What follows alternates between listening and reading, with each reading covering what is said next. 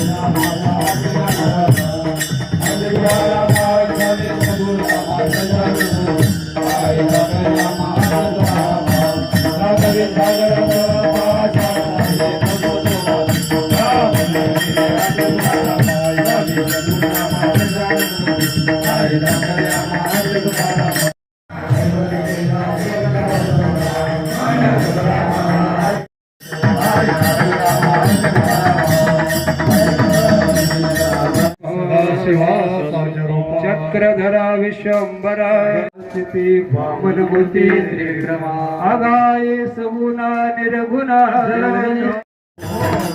पाहिजे आहे त्या माझ्या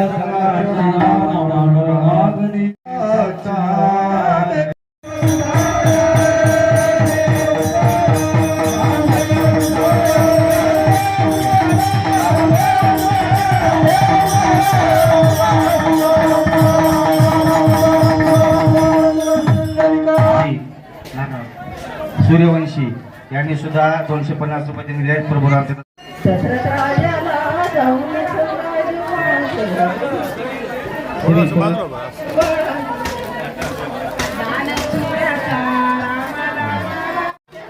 ज्यांनी या ठिकाणी इच्छा केली त्यांची మీరు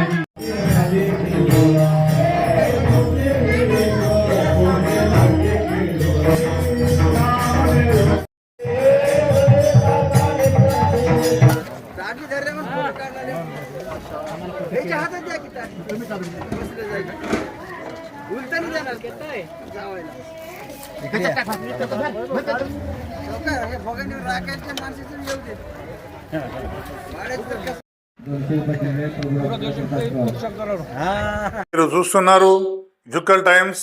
మీ మనోహర్ మద్నూర్.